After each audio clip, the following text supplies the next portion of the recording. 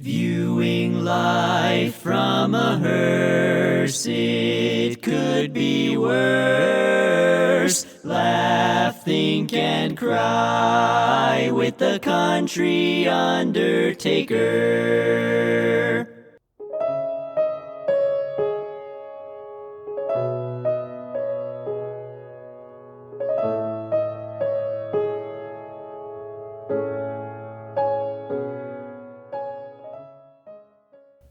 This is Bruce Goddard, and you're listening to the View from a Hearse podcast.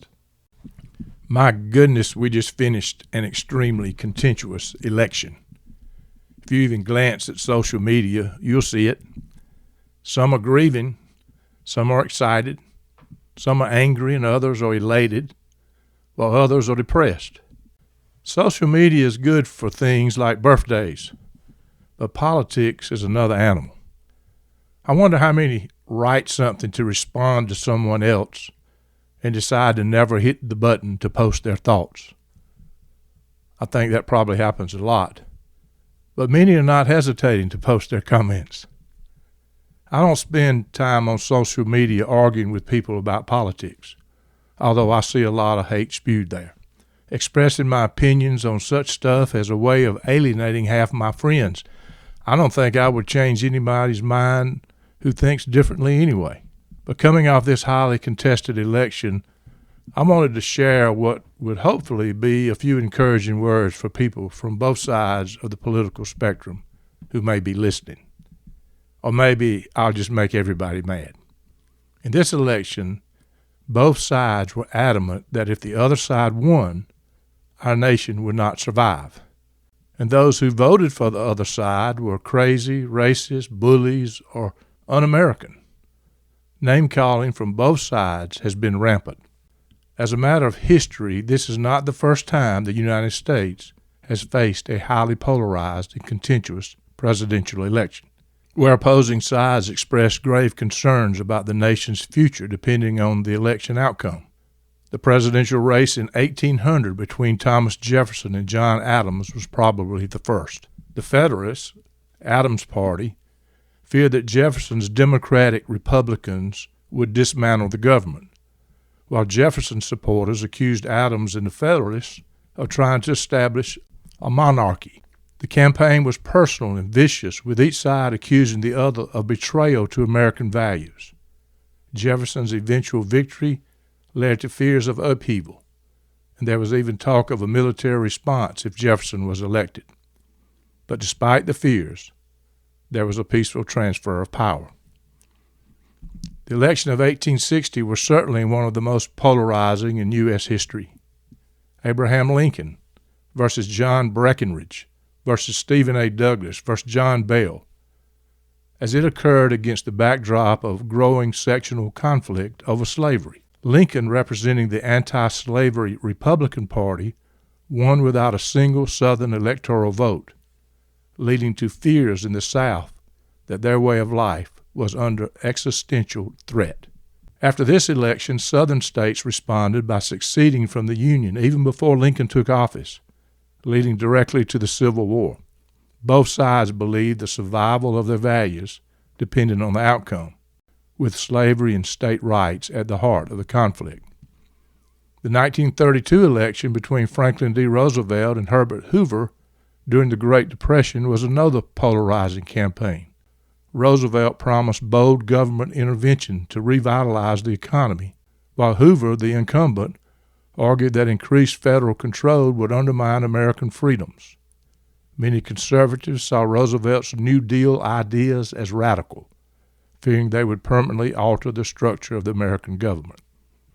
The economic devastation polarized the electorate, with both sides worried about the country's survival under the wrong leadership.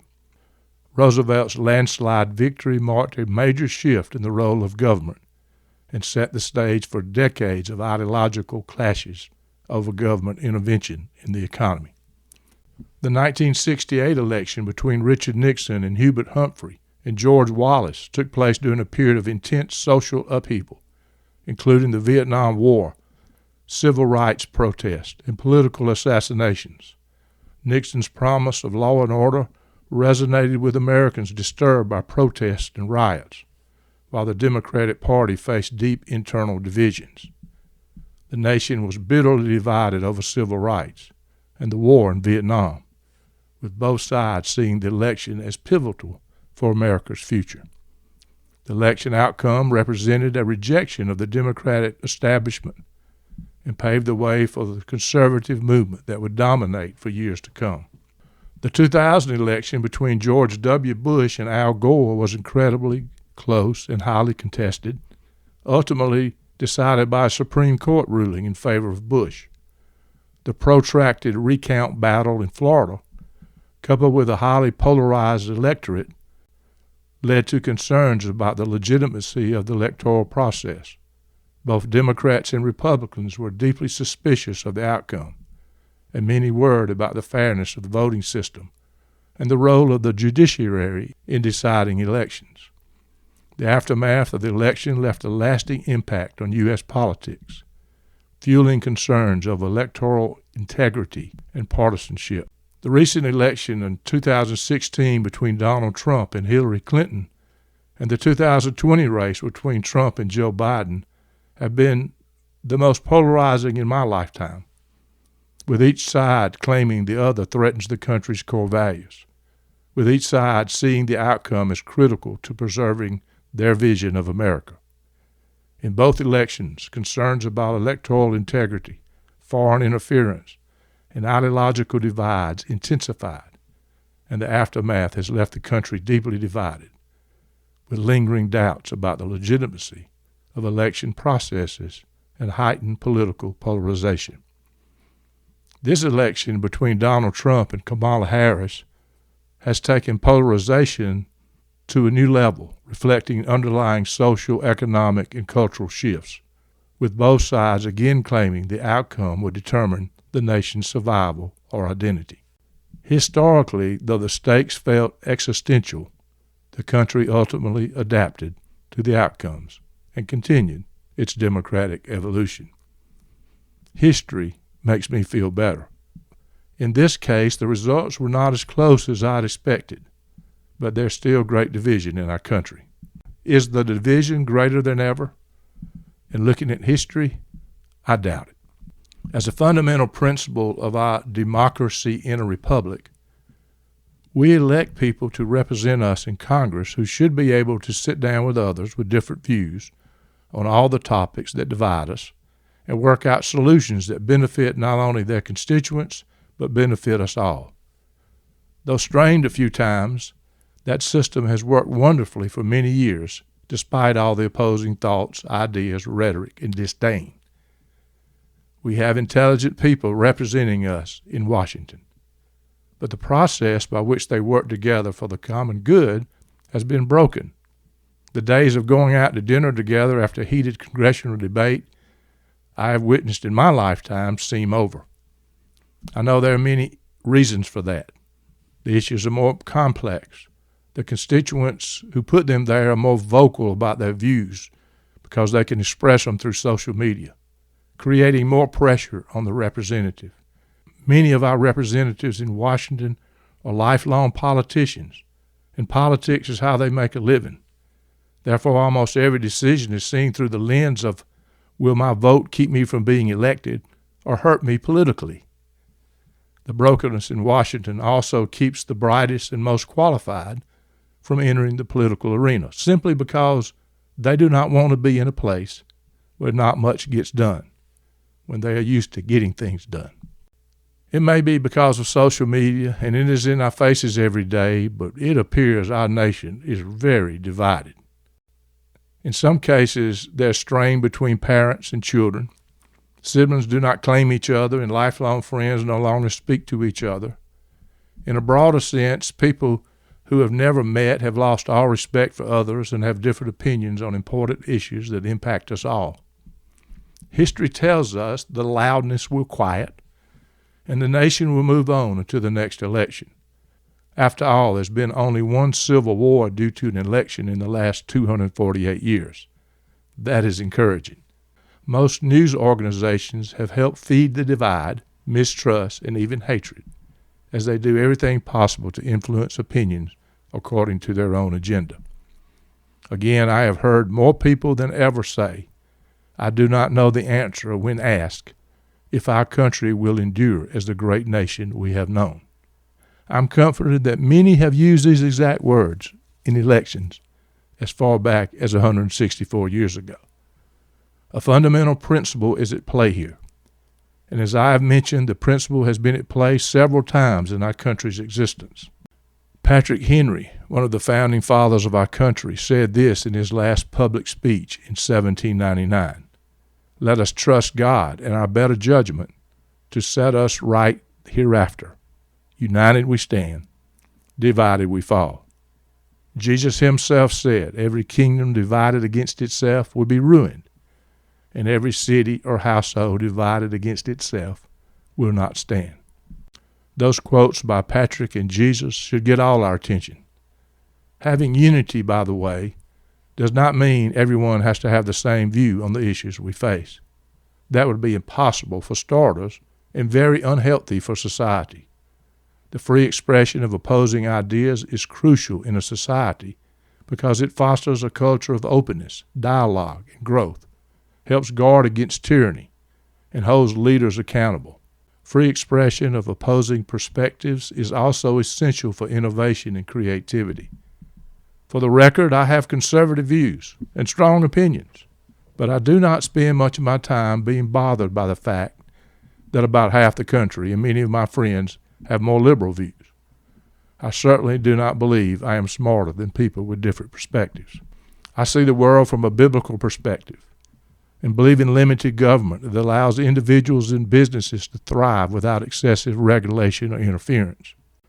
We're better off, I think, if people are accountable for their own lives and have limited reliance on government support and therefore are inclined to be incented to make something of themselves. Because of the way I was raised and my own spiritual beliefs, I hold to traditional family values and support marriage as a critical institution. As an advocate for free market principles, I firmly believe in lower taxes, fewer regulations, and policies that promote economic growth. A strong national defense is essential for maintaining national security and promoting peace through strength. I also believe in the rule of law and view the United States Constitution as the cornerstone of our republic. In contrast, my liberal friends' focus is more on government intervention and as it relates to social equality, racial minorities, marginal groups like LGBTQ+, and immigrants.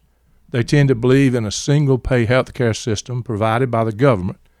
Their economic beliefs focus more on higher corporate taxes and worker rights, including collective bargaining to reduce economic inequality. There's a priority on environmental issues, including regulations to reduce carbon emissions and to address climate change. My liberal friends tend to view taxation as a means to reduce inequality and to fund education and social welfare programs. Education reform and more public education funding are at the top of their initiatives, including student debt relief and additional resources in underserved communities. My liberal friends advocate for stronger gun laws and bans on certain high-capacity weapons. They also support more inclusive immigration policies, providing pathways to citizenship for undocumented immigrants, and criminal justice reform, addressing racial disparities, and decriminalizing some offenses. They tend to support more government investment in community programs. Many of us who call ourselves conservatives begin with our belief that America was founded on Christian principles, aligned with conservative values, and believe the founders intended for America to be guided by a moral framework influenced by Judeo-Christian values. We believe God inspired our founders as they formed the greatest nation on earth. While the founders established a secular government, conservatives argued that they saw religion as important for maintaining social order and morality, aligning with the emphasis on the importance of faith in public life. Many conservatives view the founding as rooted in traditions of English law, particularly common law, and they see an alignment between those values and the current conservative emphasis on respecting tradition and adhering to established norms. Liberals often emphasize the secular nature of the Constitution and the First Amendment's Establishment Clause, which they interpret as a clear separation of church and state. They argue this was designed to ensure freedom of and from religion, aligning with liberal values of pluralism and inclusivity for people of all beliefs. Conservatives often point to the Constitution's structure, with its checks and balances and division of powers, as evidence that the founders wanted a government limited in scope. They argue that this structure is meant to protect individual liberty and prevent tyranny, which we see as aligned with modern conservative values of smaller government and less intervention in personal and economic affairs. While the Constitution establishes a limited government, liberals often argue that it also empowers the government to promote the general welfare. They see this as a basis for government programs and interventions that support public goods, social safety nets, and economic fairness. In their view, these principles support policies that address social inequalities and protect vulnerable populations. The Declaration of Independence emphasizes unalienable rights, such as life, liberty, and the pursuit of happiness. Conservatives see this as a foundational belief in personal freedom and responsibility, which is central to conservative ideology. Liberals see the founders' emphasis on liberty as supporting an openness to change and progress. They argue that the founders themselves were revolutionaries who embraced new ideas, and that this spirit calls for a continuous reassessment of laws and policies to meet society's evolving needs. This supports liberal values of social progress and environmental protection. Conservatives believe the founders valued self-reliance and responsibility as reflected in early American culture and laws. They argue that the expectation of citizens being responsible for their own lives and welfare aligns with the conservative beliefs in limited social welfare programs and individual accountability. Liberals highlight that the founders wrote, "All men are created equal," believing that ideal took centuries to unfold. They argue that the founding documents laid the groundwork for progress and reform, such as the abolition of slavery, women's suffrage, and civil rights. They see the country's history as a journey toward expanding these founding principles to include all peoples, supporting a liberal emphasis on inclusivity and social justice. But in reality, most people I know share opinions that align with conservatism and liberalism.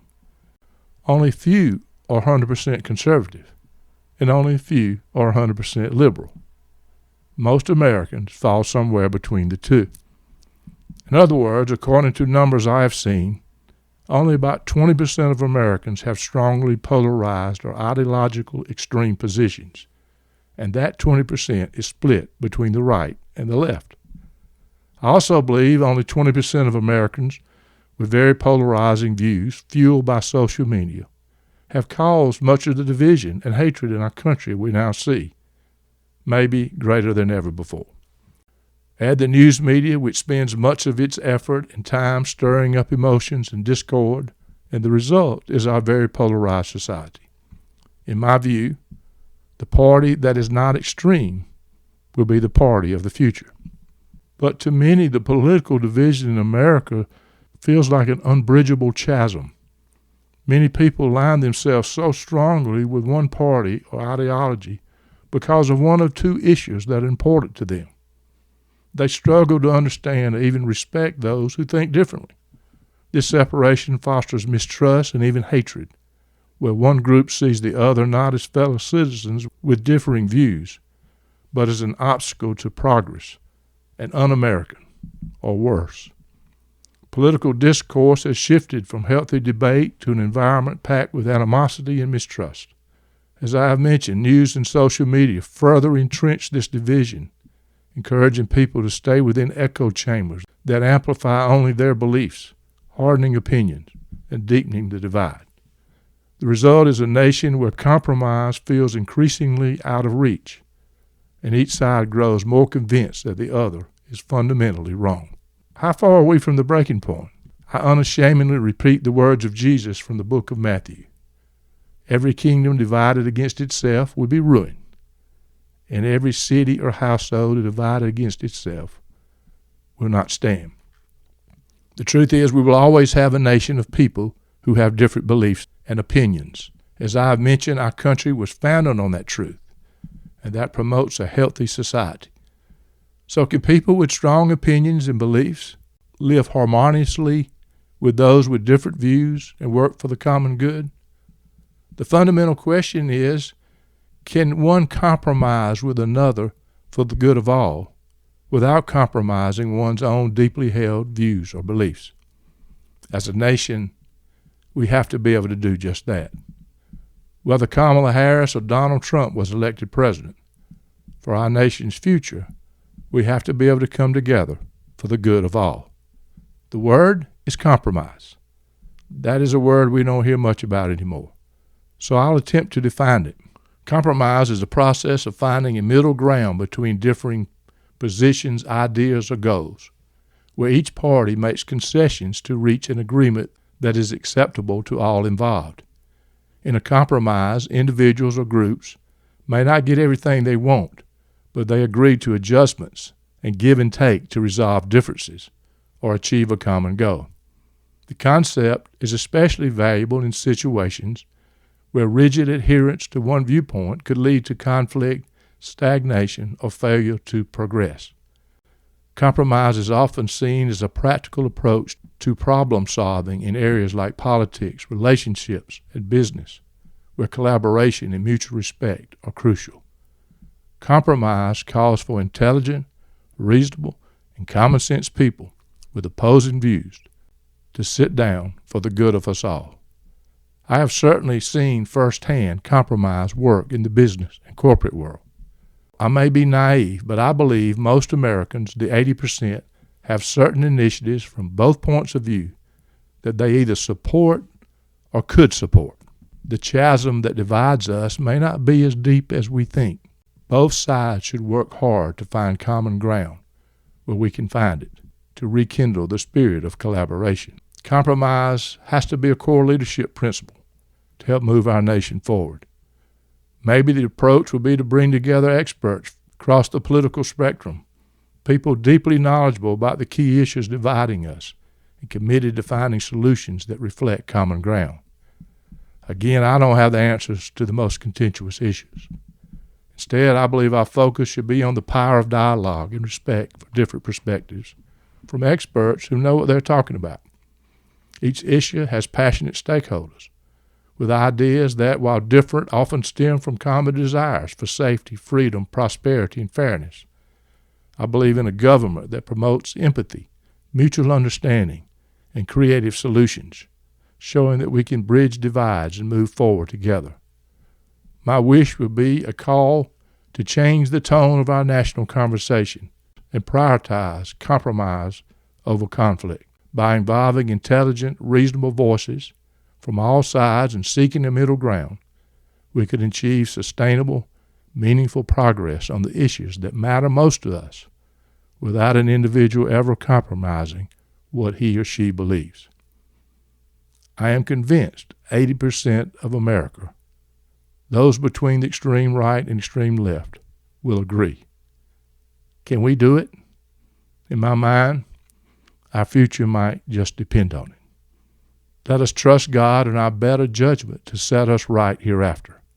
United we stand, divided we fall. May God bless America. Viewing life from a hearse, it could be worse. Laugh, think, and cry with the country undertaker.